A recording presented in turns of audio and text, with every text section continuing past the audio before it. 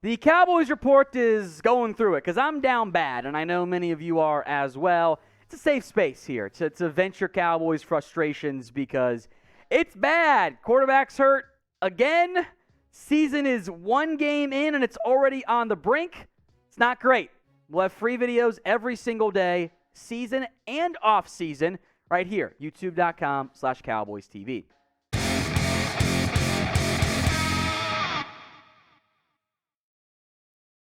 All right, let's talk Dak Prescott replacements. And we're talking short term. The hypothetical long-term scenario, we'll have that conversation on a different day. Right now, though, how do you replace Dak Prescott in the 6 to 8 weeks that he is out? It is a fracture of the thumb, reportedly. We know how the Cowboys are. Dak underwent surgery on Monday. He will need surgery to fix that issue, so he's going to get it. The Cowboys overall, my friends, are not in great shape at quarterback. It's on the roster, technically speaking, is nobody. Cooper Rush and Mike McCarthy are on the practice squad with Will Grier. Rush and Grier on the practice squad. You'll promote Rush, I would assume, to your active roster, and he's your favorite to start because there is that one game of Cooper Rush magic. I have no idea how they won it. A big part of it was a great play by Amari Cooper, who is no longer there.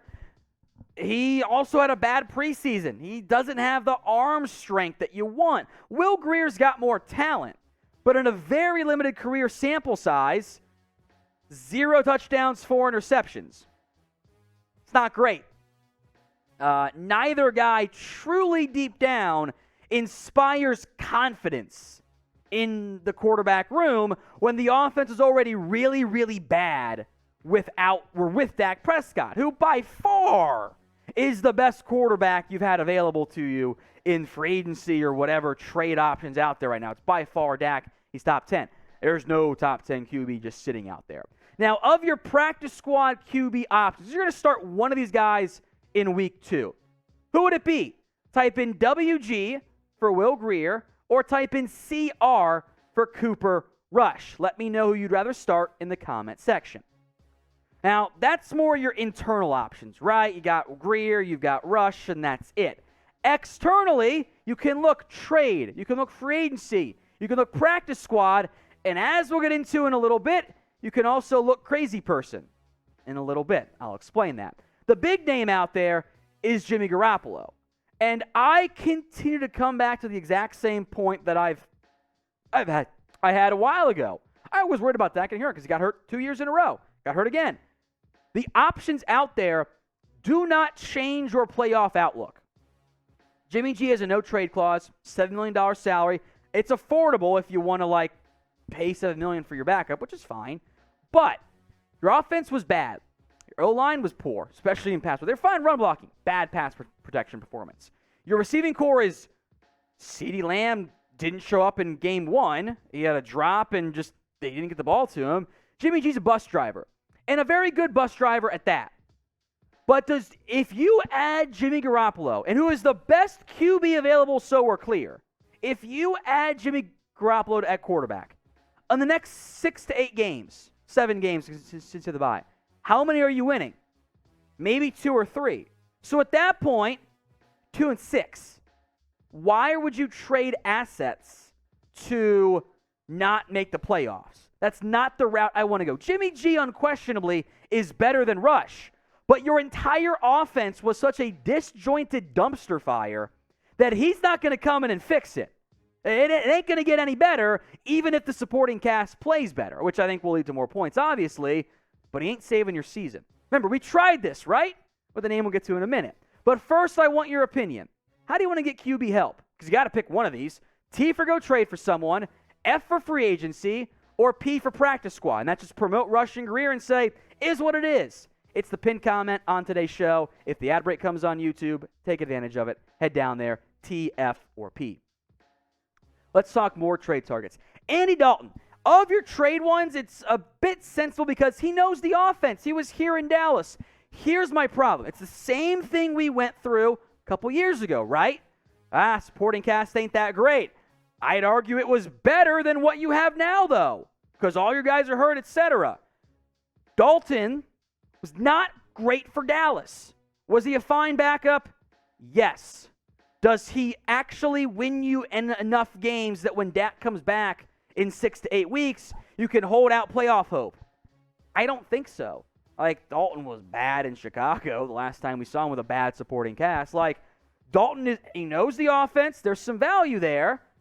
But he doesn't make sense to me as a viable, okay, he's going to be our starter and we're going to be fine. All of your options in reality out there right now are the equivalent of putting a Band-Aid over a gaping, your arm's been cut off wound. Like, you got all these problems. The Band-Aid isn't going to fix it. It's not going to solve your problems. Dalton is in that bucket. Tyler Huntley next up here. Some of you have suggested him. Had some success with the Ravens. Not a great thrower of the football. He's a good athlete. If he's your backup, I think you might have a better chance at winning an extra game, maybe. But again, you're not going to be a playoff team with Huntley at quarterback. He's better than Cooper Rush, obviously. I think we could all agree on that front, outside of maybe the few Rush stands that are still out there somehow. But you're not changing your outlook. So all these names, it's the common thread for me. They're better. Do they move the needle? I don't think so. Teddy Bridgewater, next up here. What could you give up for one of these QBs? Maybe a fifth, if you're lucky? Do you want to be trading away assets for QBs that we know ain't it? Teddy Bridgewater's had his chances. He has. He's been fine, you know? He'll put up good accuracy. He won't push the ball downfield. Do you trust Kellen Moore to scheme short, quick passes up? Didn't do it last night, Monday Night Football or Sunday Night Football. Didn't happen. So you can call if you want. By the time you go trade for someone out of your organization, you're probably 2 or 3 weeks in. Does that fix it at all? The answer is no. Today's show is made possible by BetUS. Chatsports.com/bet. Promo code Cowboys125 gets you a 125% deposit bonus when you put down at least $100. At the beginning of the offseason, Dallas and Philly were neck and neck for the betting favorites. Drastic change due to bad offensive play and your quarterback getting hurt. Honestly, Philly at minus 155 feels like a great bet. I'm going to punch you in the face, Jeremy. We got the $50 super. You're getting slapped so hard. Cowboys plus 450. I don't like it. Don't like it at all. It's a sucker bet. You might be really bad the next month and a half to 2 months here. Eagles make sense. Chatsports.com/bet. Promo code Cowboys125. 2 Colts QBs. Nick Foles, Sam Ehlinger. Ehlinger is somewhat appealing to me because unlike guys like Bridgewater and Dalton, he could in theory be your backup for more than just 1 year. He's pretty young. But again, doesn't that mean the Colts want to hold on to him? Foles, we know what Nick Foles is. Nobody wanted him in Chicago. Nobody wanted him. No one wanted him after the Bears cut him. Colts took him up super cheap. He's just a jag. All these guys are jags. Gardner Minshew is next up here. Jeremy was like a 3rd-round pick for Gardner Minshew. No. Gardner Minshew got dealt very cheaply from Jacksonville to Philly because he's not actually that good. Gardner Minshew in week 1, or in his first start of the year, I should say, is a top 3 NFL QB of all time. 87.1% completion rate, nearly 10 yards per attempt, 7 TDs, 1 interception. He's 2-1. Wins don't matter. Beyond that, he's been mid. 61.1% through the air, 6.7 yards per attempt. That's bad. 34 touchdowns, 11 INTs, and 24 starts. That's barely, it's not even a touchdown and a half per game. He's fun. Don't get me wrong. I love the mullet. He's an entertainer. It's all good. He's been a blast.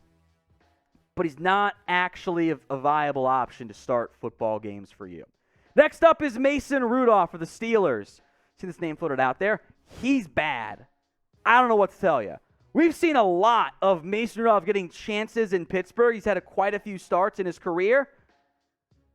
I mean, how many games do you win with this? How many games are you going to win with your quarterback throwing 61.5% for very few yards and a 16-11 interception ratio?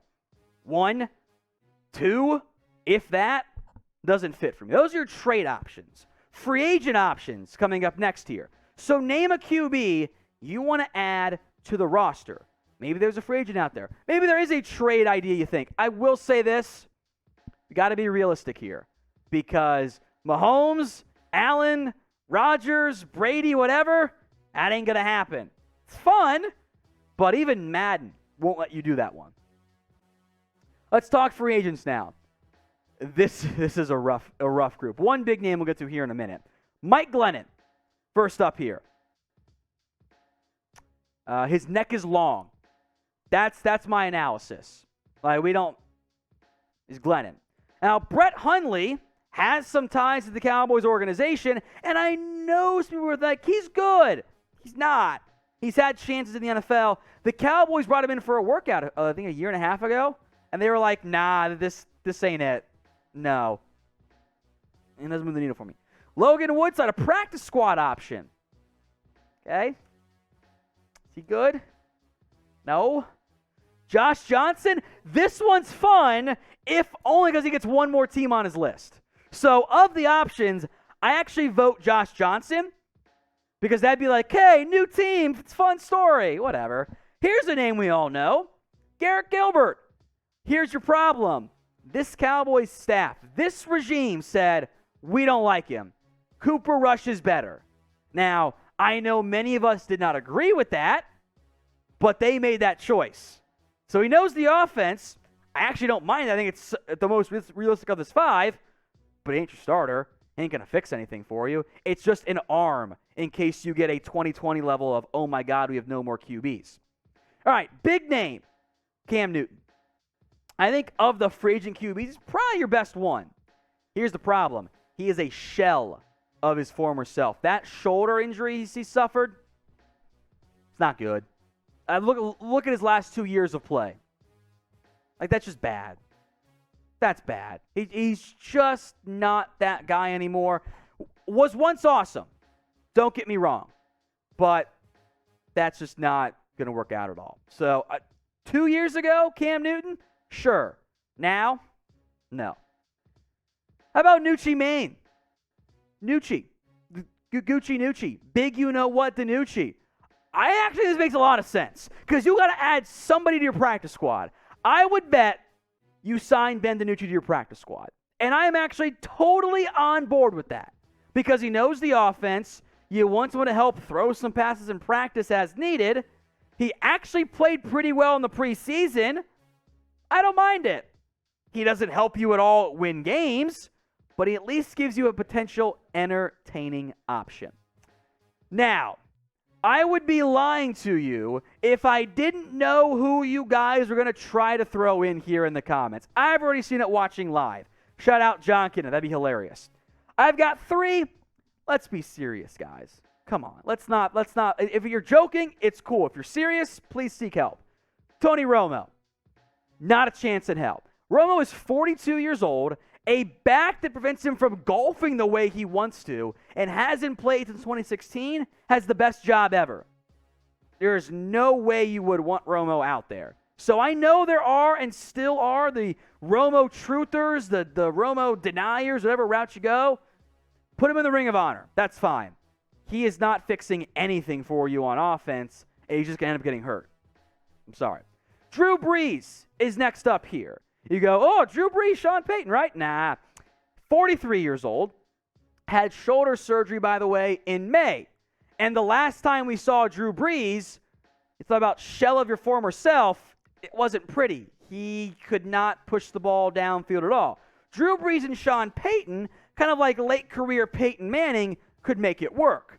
Drew Brees and Kellen Moore, I have no faith in that one. Finally, Colin Kaepernick. He has not played football since 2016, and he wasn't even a good starter that year. Now, to be clear, I think Kaepernick got screwed by the NFL. It was a joke that they blackballed him and blacklisted him and prevented him from playing in the NFL. It has been 5 years, actually 7 years basically now, wow, 6 years, math, that he has since he hasn't played football. The answer is no. He's not good. If you bring in Kaepernick, it is only for the media attention. Anyone seriously suggesting in 2022, the year of our Lord, that Colin Kaepernick is a viable option does not make any sense. So Kaepernick, not on that list. It's not a serious suggestion at all. Now, if you have other names, you can throw them in there for me in the comments. I saw someone mention Ryan Fitzpatrick. He's not healthy. That hip's all messed up. Great, not serious name, Johnny Manziel. We bring you fun and real actual analysis here at the Cowboys Report. Hit that big red button and subscribe.